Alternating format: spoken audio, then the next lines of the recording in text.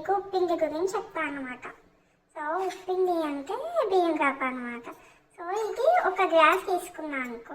So దానికి 2 glasses of water తీసుకోవాలన్నమాట. So ఇందులో కావాల్సిన ఇంగ్రీడియంట్స్ చెప్తా. పెసరపప్పు, జీలకర్ర, ఎండుమిర్చి, ఆవాలు, కరివేపాకు. సో కొంచెం సాల్ట్ అండ్ కొంచెం ఆయిల్. నేను ఈ గ్లాస్ తీసుకున్నా, సో అందుకనే 2 గ్లాసెస్ ఆఫ్ వాటర్ వేసాను. సో ఇప్పుడు నేను ప్రాసెస్ చెప్తా ఎలా చేయాలో.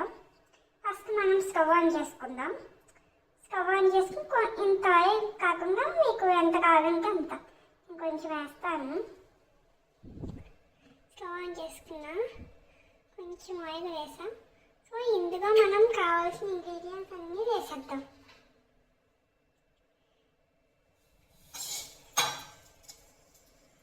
ఇవన్నీ ఇప్పుడు బాగా ఫ్రై చేసుకున్న తర్వాత సో 2 గ్లాసెస్ వాటర్ వేసేస్తాను అన్నమాట దీనికి. సో ఇది బాగా అయిన తర్వాత బాగా కలుపుకొని ఇందులో కొంచెం సాల్ట్ వేస్తాం.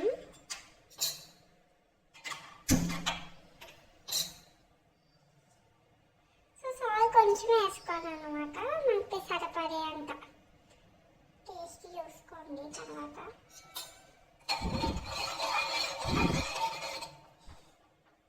సో నీళ్ళు మరిగిన తర్వాత ఈ రవ్వ ఉంది కదా, ఈ రవ్వ అందులో వేసేసి మూత పెట్టేయడమే. అది కూడా చూపిస్తాను నేను. చూసారా నీళ్ళు మరుగుతున్నాయి.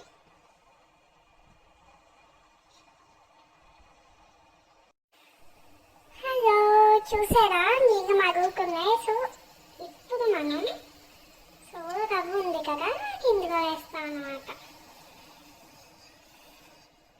సో వేసిన తర్వాత మనం బాగా కలుపుకుంటాం.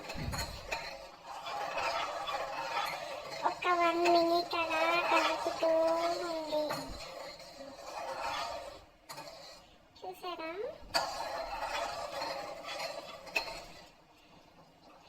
సో మనం ఇప్పుడు దీని మీద ఒక మూత పెట్టేస్తుంది, కానీ సరిపడే మూత పెట్టాలి. సో మీకు ఇలా పెట్టుకుని సిమ్లో పెట్టుకోవడమే.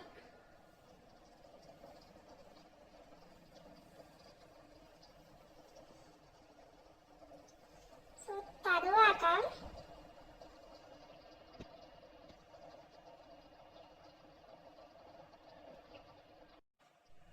ఇప్పుడు 5 మినిట్స్ తర్వాత చూసారా ఏదైనా ఉందో. సో ఇప్పుడు మనం దీన్ని కలుపుతూ ఉండాలన్నమాట.